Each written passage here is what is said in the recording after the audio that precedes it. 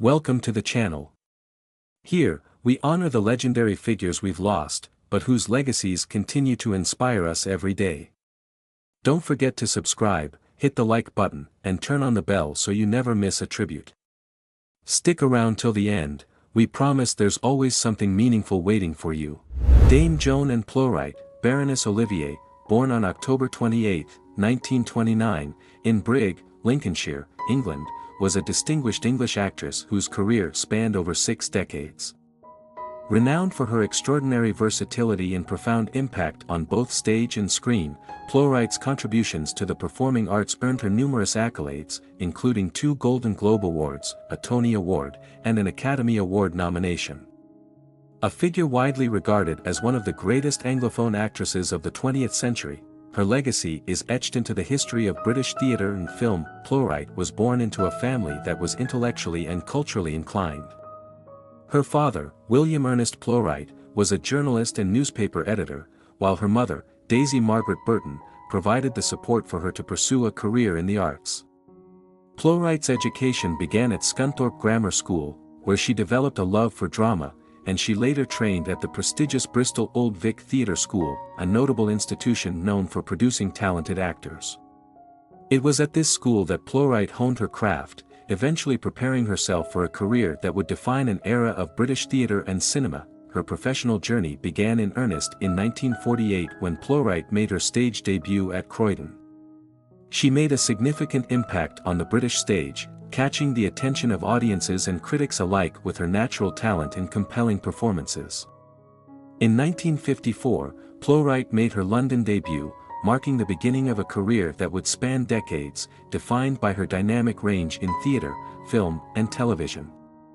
Throughout the late 1950s and early 1960s, Playwright's career flourished, as she became a key figure in the theatre world. In 1956, Playwright joined the English Stage Company at the Royal Court Theatre, a move that proved to be pivotal in her career. Her portrayal of Marjorie Pinchwife in William Wycherley's The Country Wife marked a significant milestone in her career, establishing her as a leading figure in British theatre. She also performed in several groundbreaking plays, including Eugene Ionesco's The Chairs, George Bernard Shaw's Major Barbara, and Shaw's St. Joan, further solidifying her position as a versatile and accomplished actress.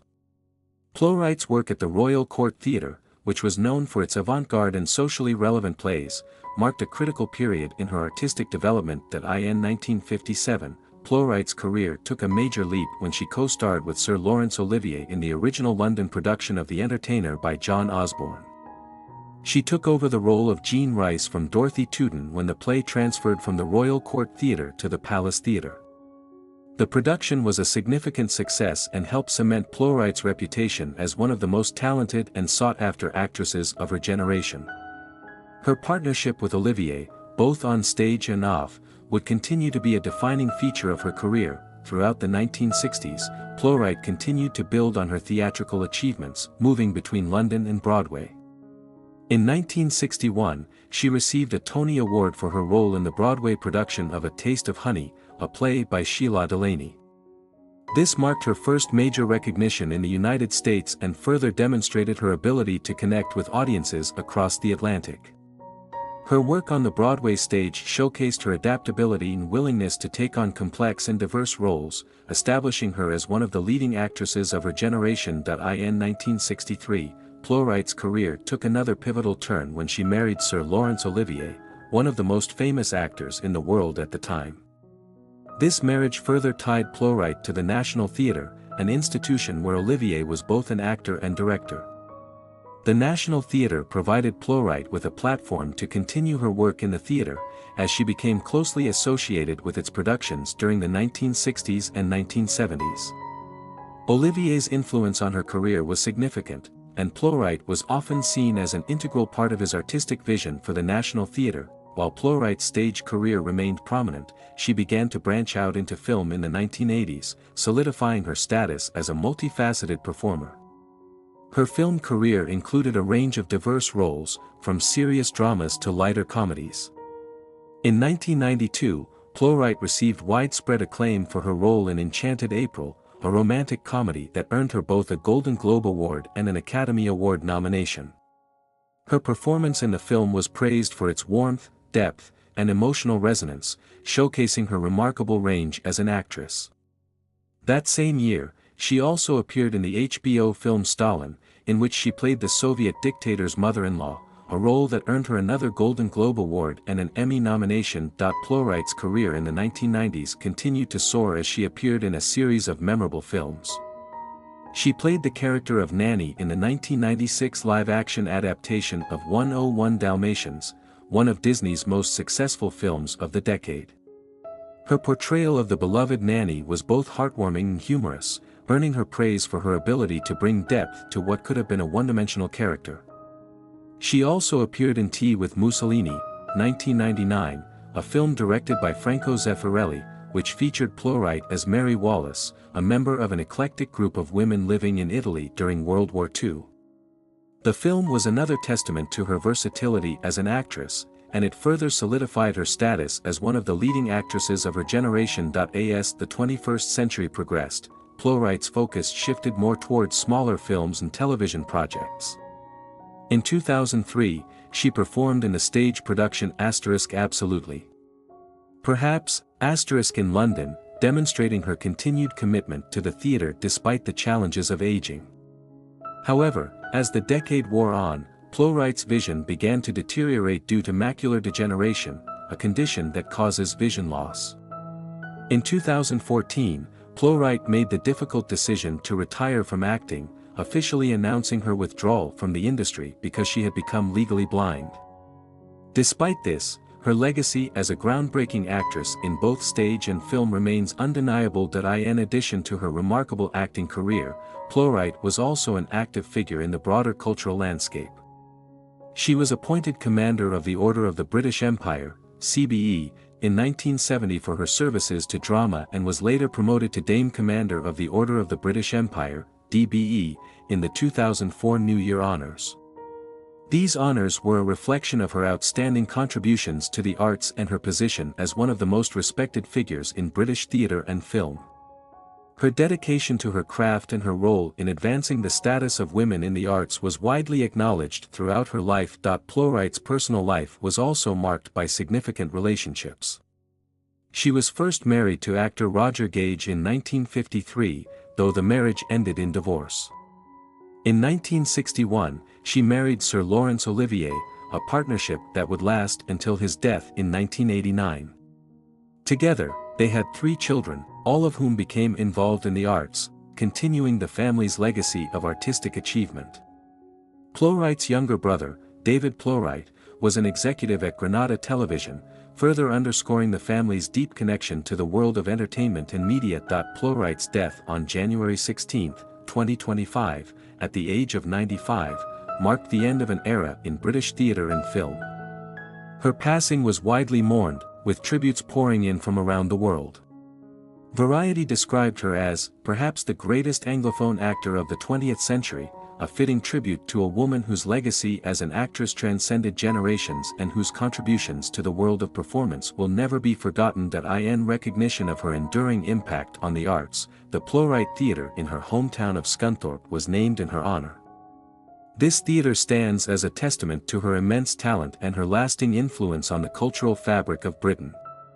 Dame Joan Plowright, Baroness Olivier, will be remembered as one of the most important and influential actresses of her time, leaving behind a body of work that continues to inspire and resonate with audiences worldwide. Jeannette Svark, a French director renowned for his extensive career in both American television and cinema, passed away on January 15, 2025, at the age of 85. Born on November 21, 1939, in Paris, Svark's career spanned over 5 decades, and he became a significant figure in the film industry, particularly known for his work on some iconic films and television series.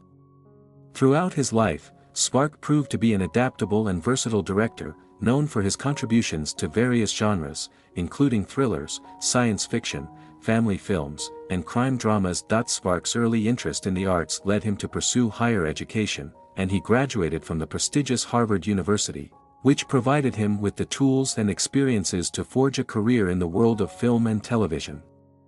In the 1960s, Svark made the transition from Europe to the United States, marking the beginning of his career in American television.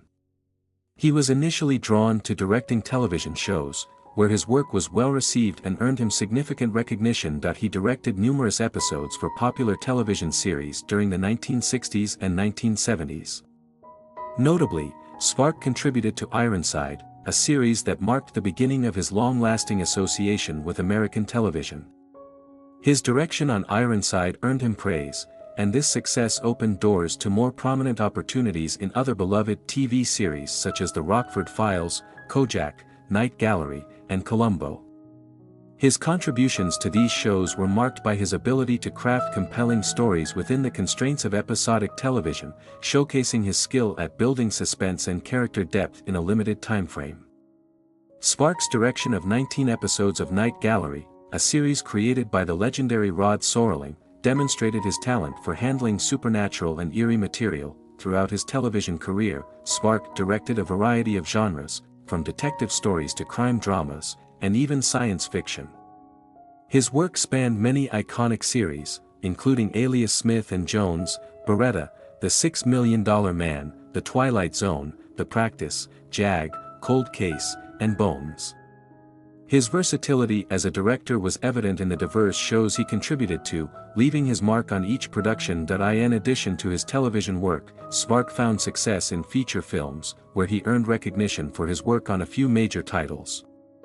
His 1975 film Bug, a supernatural horror thriller, gained attention for its eerie subject matter involving mutated insects, which reflected Spark's affinity for genres involving suspense and horror.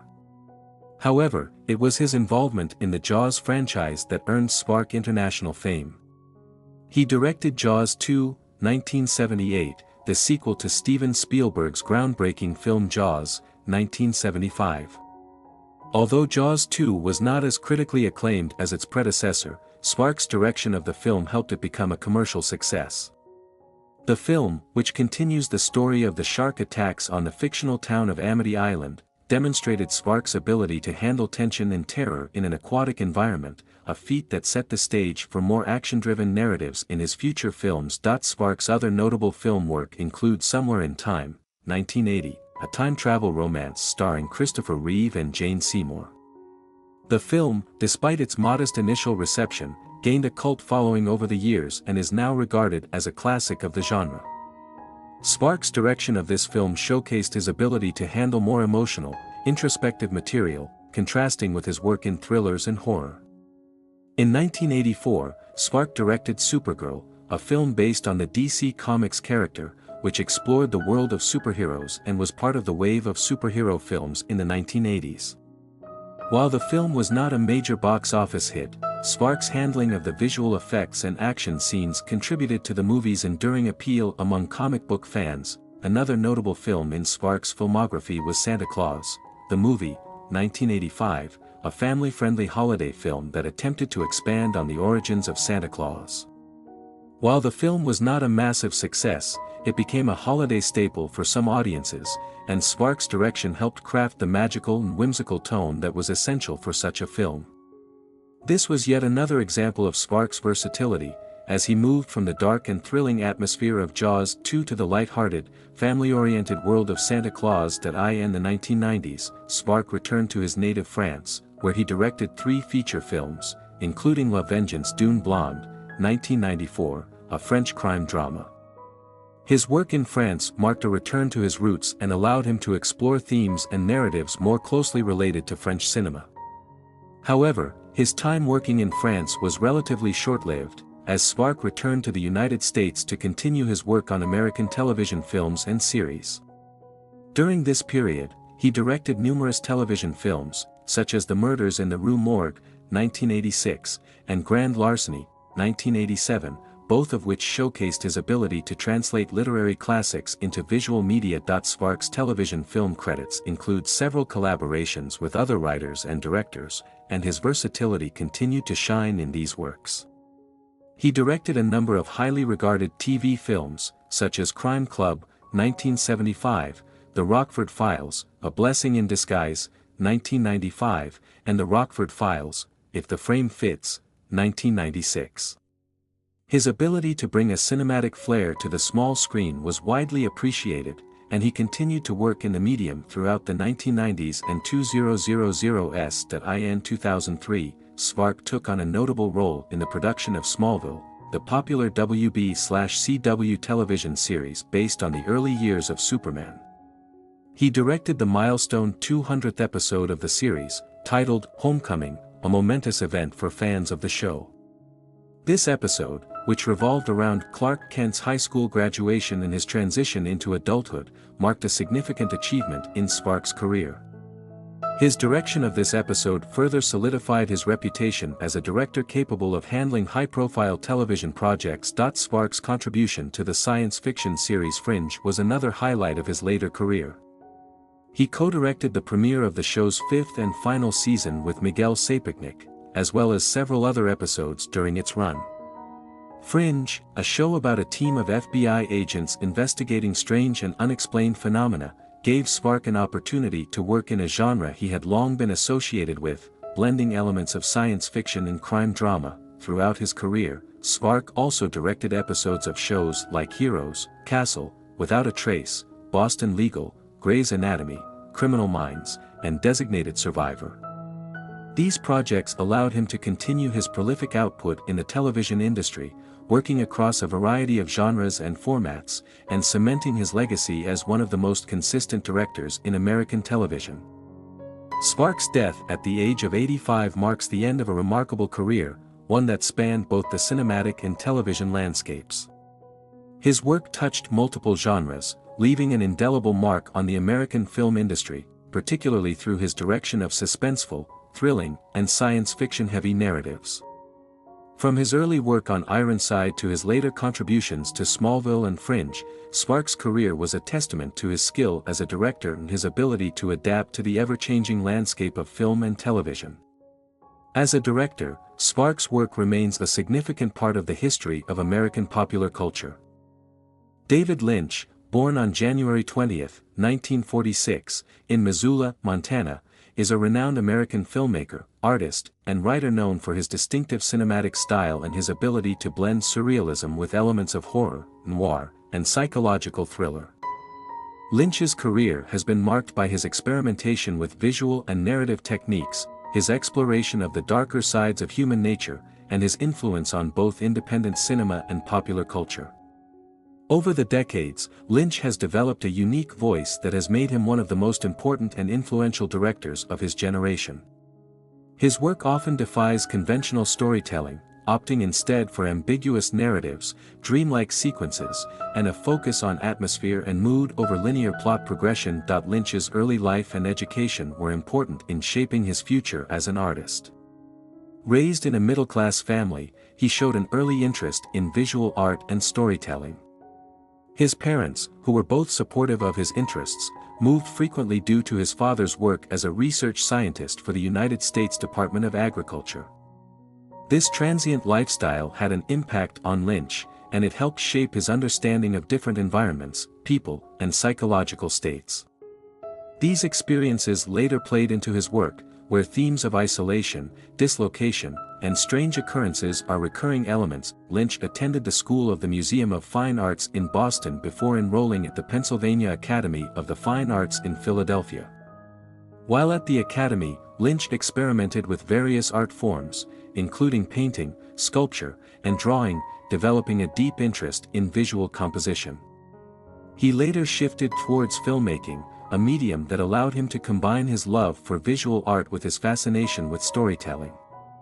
His first short film, Six Men Getting Sick, 1967, which was a looped animation that depicted the disfiguring transformation of men's faces, marked the beginning of Lynch's signature style, a disturbing and unconventional approach to visual storytelling. In the early 1970s, Lynch moved to Los Angeles to further pursue filmmaking, and it was there that he began work on Eraserhead, 1977, a surreal and nightmarish film that would become his breakthrough project. Eraserhead is a deeply strange and disturbing film about a man named Henry Spencer, who faces the burdens of parenthood and alienation in a bleak industrial landscape.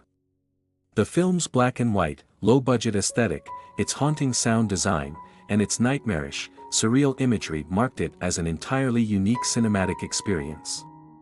While Eraserhead was initially a critical and commercial failure, it garnered a cult following over time and established Lynch as a filmmaker with an extraordinary and original voice. Following the success of Eraserhead, Lynch transitioned to more mainstream cinema, but he retained his distinctive style.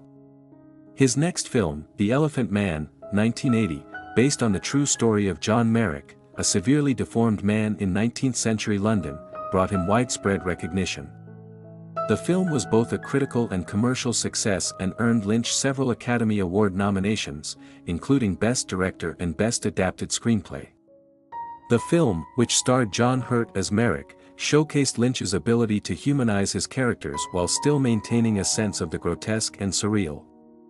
The bleak, industrial setting and stark black-and-white cinematography were reminiscent of Eraserhead, but Lynch's exploration of themes like compassion, identity, and the human condition marked a more mature approach to his storytelling. In 1984, Lynch directed Dune, an adaptation of Frank Herbert's epic science fiction novel.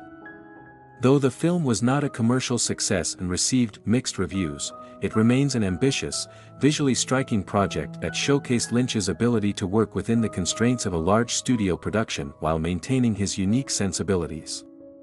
Dune became a cult classic over time, and though Lynch has distanced himself from the film, it remains an important part of his body of work due to its visual world-building and its ambitious narrative scope. In 1986, Lynch directed Blue Velvet, a film that is widely considered one of his masterpieces. Blue Velvet is a noir-inspired psychological thriller that delves into the hidden darkness lurking beneath the seemingly idyllic surface of suburban America. The film follows a young man named Jeffrey Beaumont, played by Kyle MacLachlan, who becomes embroiled in a sinister mystery involving a nightclub singer, Isabella Rossellini, and a violent criminal, Dennis Hopper. Blue Velvet combines Lynch's trademark surrealism with an exploration of the darker sides of human sexuality, power, and voyeurism. The film's striking visuals, haunting soundtrack by Angelo Badalamenti, and shocking imagery made it both a critical success and a subject of controversy. It also marked the beginning of Lynch's collaboration with MacLachlan, who would become a central figure in many of Lynch's subsequent works. Following Blue Velvet, Lynch's career took another significant turn with the creation of the groundbreaking television series Twin Peaks, 1990 to 1991. Co-created with Mark Frost, Twin Peaks is often regarded as one of the most influential television shows in history. The show's quirky characters, surreal imagery, and intricate narrative captivated audiences and critics alike. The series, which began with the murder mystery of high school student Laura Palmer, played by Cheryl Lee, quickly morphed into an exploration of the supernatural, psychological trauma, and the duality of human nature. Lynch's direction of the series, combined with his writing and his ability to create a bizarre yet emotionally resonant atmosphere, helped make Twin Peaks a cultural phenomenon. The show's success, both critically and in terms of fan devotion, is a testament to Lynch's ability to push the boundaries of what was possible in television storytelling. Lynch returned to the world of film in the 1990s with a series of notable works that further solidified his reputation as a visionary director. Wild at Heart, 1990, a violent and surreal road movie based on the novel by Barry Gifford, won the Palme d'Or at the Cannes Film Festival and showcased Lynch's ability to blend dark humor, romance, and violence in a uniquely entertaining way. The film starred Nicolas Cage and Laura Dern as lovers on the run, and its wild energy and bizarre characters made it another cult classic in Lynch's filmography. In 1997, Lynch directed Lost Highway, a complex and abstract film that delves into themes of identity, guilt, and the nature of reality. The film's nonlinear narrative structure, its moody atmosphere, and its use of music, including a soundtrack by Nine Inch Nails and Marilyn Manson, made it another striking and unforgettable entry in Lynch's oeuvre. Mulholland Drive, 2001, widely considered one of Lynch's greatest films, is a surreal and haunting examination of Hollywood's dark side. The film, initially conceived as a television pilot, became a full-fledged feature film that received widespread critical acclaim and earned Lynch an Academy Award nomination for Best Director. Lynch's work after Mulholland Drive has continued to explore similar themes of the bizarre, the surreal, and the psychological. He directed the television revival of Twin Peaks in 2017, which continued the story of the small town and its strange inhabitants. The revival, which featured a darker and more complex narrative than the original series, was met with a mixed but generally positive response from fans and critics. The series further cemented Lynch's status as an artist unafraid to take risks and explore the complexities of the human psyche. In addition to his work in film and television, Lynch has also been involved in various other artistic endeavors. He is a painter, musician, and author, and his interests outside of filmmaking have influenced his films. Lynch's visual artwork often features abstract, surreal imagery, and his musical compositions, often dark, ambient, and experimental, have been featured in several of his films and other projects. Throughout his career, Lynch has been known for his refusal to conform to traditional filmmaking norms. His films and television shows often feature surreal, dreamlike sequences, nonlinear narratives, and unresolved mysteries. Lynch's work explores themes of duality, the hidden darkness of everyday life, the subconscious, and the complexity of human nature. His influence can be seen in a wide range of filmmakers and artists, and his distinctive style has earned him a dedicated following. As of January 2025, Lynch continues to be a vital and active figure in the world of contemporary art and filmmaking. His work remains a touchstone for those interested in the avant-garde, and his legacy as one of the most innovative and daring filmmakers of all time is firmly secured. Lynch passed away on January 15, 2025, at the age of 78. Bob Uecker, born on January 26, 1934, in Milwaukee, Wisconsin, was a legendary figure in American sports, known for his multifaceted career as a professional baseball player, sportscaster, comedian, and actor. Over the course of his career, Uecker became a beloved personality not just in the world of baseball, but also in pop culture, thanks to his quick wit, self-deprecating humor, and extensive contributions to television and film.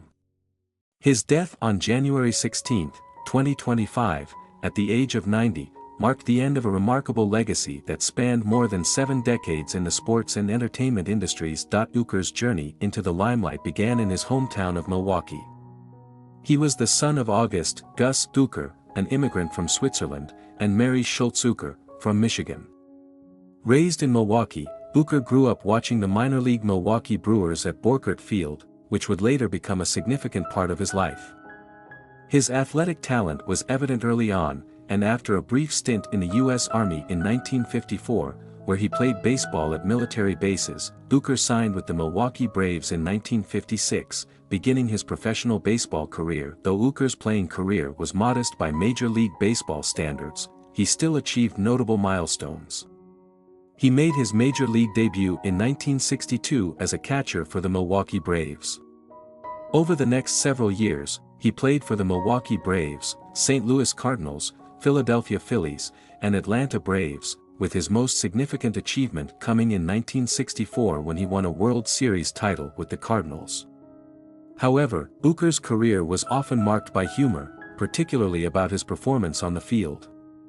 He was not known for his batting prowess, finishing with a career batting average of just .200, but he was highly regarded for his defensive skills, particularly his ability to handle difficult pitchers, including knuckleballers. Uecker's ability to joke about his lackluster career, often in a self-deprecating manner, endeared him to fans. Despite his unremarkable playing career, Uecker's post-retirement journey into broadcasting cemented his place in baseball history. In 1971, Uecker began calling play-by-play for the Milwaukee Brewers, a role that would span an extraordinary 54 seasons. His voice became synonymous with the Brewers, and his quick wit and humor on the airwaves earned him the title of Mr. Baseball from talk show host Johnny Carson. Uecker's catchphrases, such as, "Get up. Get up. Get outta here. Gone," when a Brewers player hit a home run, became iconic, and his sense of humor transcended baseball, making him a regular guest on talk shows, including The Tonight Show with Johnny Carson. Uecker also made several guest appearances on Saturday Night Live and hosted TV programs like Bob Uecker's Wacky World of Sports and Bob Uecker's War of the Stars. His broadcasting career was not limited to the Brewers, he was also a familiar face on national broadcasts. Uker worked as a color commentator for ABC and NBC, calling games for the World Series, All-Star Games, and League Championship Series. His signature humor and candid observations made him a favorite among viewers, and he became a beloved part of baseball broadcasts during the 1980s and 1990s. Despite his success as a commentator, Uker never signed a formal contract with the Brewers, relying instead on handshake agreements with team owners, a testament to his long-standing relationship with the franchise. Beyond baseball, Uker's personality and humor led to a successful acting career. He played George Owens, the father, and sportswriter, on the sitcom Mr. Belvedere from 1985 to 1990. He also appeared in films such as Major League, where he portrayed Harry Doyle, a humorous and sometimes intoxicated baseball announcer for the Cleveland Indians. Uker's portrayal of Doyle became iconic, especially his catchphrase, "just a bit outside," when describing a wild pitch. His popularity in commercials, particularly those for Miller Lite, also helped further establish him as a comedic icon. In addition to his work as an announcer and actor, Uker was also known for his sense of humor off the field. He was the subject of countless jokes about his playing career, often poking fun at himself with stories about his lack of athletic ability. One of his most famous lines was about hitting a grand slam against pitcher Ron Herbel, saying that, when his manager came out to get him, he was bringing Herbel's suitcase. This self-deprecating humor made Uker a fan favorite and a beloved figure in the sports world. Uker's impact on the game of baseball was recognized in 2003 when he was awarded the Ford C. Frick Award, presented by the National Baseball Hall of Fame in recognition of his contributions to the broadcasting world. His influence extended beyond baseball, as he became a pop culture icon, appearing in commercials, television shows, and films. He was inducted into the National Radio Hall of Fame in 2001 and received numerous honors throughout his career, including being named Wisconsin Sportscaster of the Year 5 times and being recognized with a monument outside American Family Field in Milwaukee in 2012. Off the field, Uker's personal life was marked by both triumphs and tragedies. He was married twice, first to Joyce, with whom he had 4 children, including Leanne, who passed away in 2022. Uker's second marriage to Judy ended in divorce in 2001. Despite his personal challenges, Uker remained a beloved figure to his fans and a steady presence in the Milwaukee community. In his later years, Uker faced health challenges, including heart surgery and a diagnosis of small cell lung cancer in 2023. Despite these setbacks, he continued to work with the Brewers, calling games up until October 2024, when he broadcasted his final game during the National League Wild Card Series between the Brewers and the New York Mets. Bob Uker's death on January 16, 2025, at the age of 90, marked the end of an era in baseball broadcasting. His contributions to the sport, his self-deprecating humor, and his unwavering dedication to the Brewers will be remembered by generations of fans. Uker's influence in the world of baseball and beyond will live on, as he remains a true legend of the game. Arnold Schwarzenegger's life story is a testament to determination, ambition, and the power of reinvention. Born on July 30, 1947, in Thau, a small village in Austria, Arnold Alois Schwarzenegger grew up in modest circumstances. His father, Gustav Schwarzenegger, a strict disciplinarian and local police chief, and his mother, Aurelia, instilled in Arnold a sense of discipline and hard work from a young age. The environment of post-war Austria shaped his early life, and despite the challenges of a modest upbringing, young Arnold dreamed of something greater. His ambitions would eventually take him far beyond the borders of his small village. Arnold's first passion was sports, particularly soccer, but by the age of 14, he had discovered bodybuilding, a sport that would change his life. Inspired by Reg Park, a British bodybuilding champion and film star, Arnold began to train with makeshift weights, demonstrating a level of focus and dedication that belied his years. Despite limited resources, he pushed himself relentlessly, often sneaking into gyms to train. By the age of 18, he had won the Mr. Europe Junior title, a sign of the greatness to come. In 1968, at just 21 years old, Schwarzenegger made a life-changing decision to move to the United States, driven by a dream of becoming the world's greatest bodybuilder. Arriving in California with little money and limited English skills, he faced significant challenges. However, his unrelenting work ethic and charisma set him apart. Under the mentorship of Joe Weider, a prominent figure in the bodybuilding world, Arnold's career began to flourish. Over the next few years, he dominated the sport, winning the prestigious Mr. Olympia title a record 7 times, solidifying his status as a bodybuilding legend. His impressive physique, paired with his marketing savvy, earned him the nickname, the Austrian Oak, and helped popularize bodybuilding worldwide. While still competing in bodybuilding, Arnold began to prepare for his next career move. Understanding the importance of planning for the future, he took business and acting classes, showing a remarkable ability to think strategically about his career. His first exposure to the entertainment industry came with the documentary Pumping Iron, 1977, which chronicled his journey in the bodybuilding world. The film brought him into the public eye and showcased his larger-than-life personality, paving the way for his Hollywood career. Arnold's breakthrough in film came with Conan the Barbarian, 1982, a sword and sorcery epic that showcased his physical presence and screen charisma. The success of the film and its sequel, Conan the Destroyer, 1984, cemented his place in Hollywood. However, it was his role as the relentless cyborg assassin in James Cameron's The Terminator, 1984, that launched him to global stardom. His performance, paired with the now iconic line, "I'll be back," made him an international sensation. Arnold became one of the most recognizable and bankable action stars of the 1980s and 1990s, starring in blockbusters like Predator, 1987, Total Recall, 1990, Commando, 1985, and True Lies, 1994. Arnold also demonstrated his range as an actor by branching into comedy. Films like Twins, 1988, where he starred alongside Danny DeVito, Kindergarten Cop, 1990, and Junior, 1994, showcased his comedic timing and endeared him to a broader audience.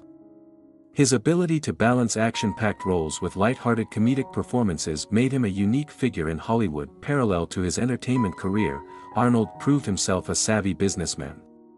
He invested his earnings wisely, particularly in real estate, amassing a fortune that allowed him financial independence. He also capitalized on his fitness background, establishing gyms and fitness-related enterprises that further solidified his brand. His business ventures reflected his discipline and strategic thinking, qualities that had propelled him to success in bodybuilding and acting. Arnold's personal life has been equally eventful.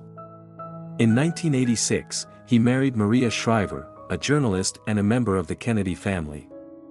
Their union brought together two high-profile worlds and garnered significant media attention. Together, they had 4 children, Catherine, Christina, Patrick, and Christopher. The couple appeared to embody the American dream, balancing family life with demanding careers. However, their marriage faced challenges, and they separated in 2011 following revelations of Arnold fathering a child with the family's housekeeper. In 2003, Arnold entered a new phase of his life by venturing into politics. Running as a Republican, he won the California gubernatorial recall election, earning him the nickname, the Governator. Serving as governor of California from 2003 to 2011, Schwarzenegger focused on environmental initiatives, infrastructure improvements, and fiscal reform.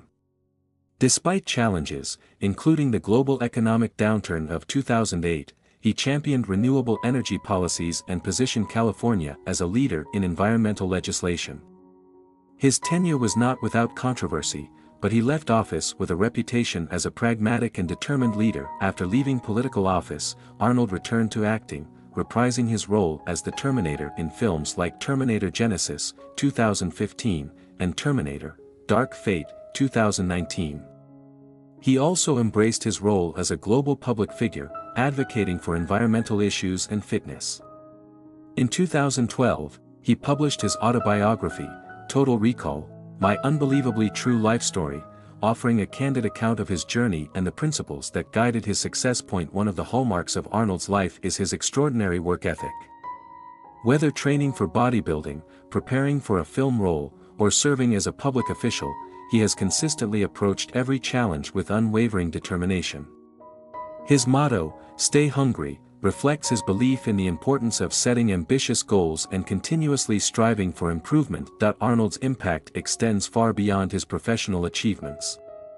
As a philanthropist, he has supported numerous causes, including after-school programs, education, and environmental conservation.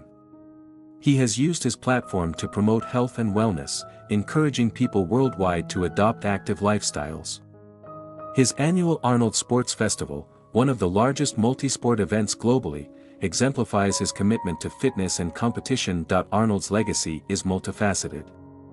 He is celebrated as a bodybuilding icon who redefined physical standards, a Hollywood superstar who brought action films to new heights, and a public servant who worked to make a difference. His life story, marked by triumphs and challenges, serves as an inspiring example of what can be achieved through hard work, vision, and resilience. Schwarzenegger's journey is a testament to the power of transformation. From a small village in Austria to the heights of global fame, he has continually reinvented himself, proving that with determination and focus, it is possible to excel in multiple fields. His story embodies the spirit of the American dream, inspiring millions worldwide to pursue their aspirations with courage and conviction. Today, Arnold remains active in various roles, from acting to philanthropy, and continues to influence and inspire people around the globe. His life is a vivid reminder that success is not a destination but a journey fueled by passion, dedication, and the relentless pursuit of excellence. Thank you for watching. We hope this tribute helped keep the memory of these legends alive. Don't forget to like, subscribe, and hit the bell for more stories. Until next time, take care and keep their legacies in your heart.